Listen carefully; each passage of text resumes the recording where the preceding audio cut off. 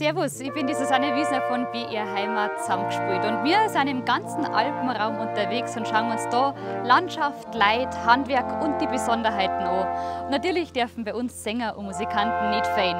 Alle Sendungen findet ihr hier.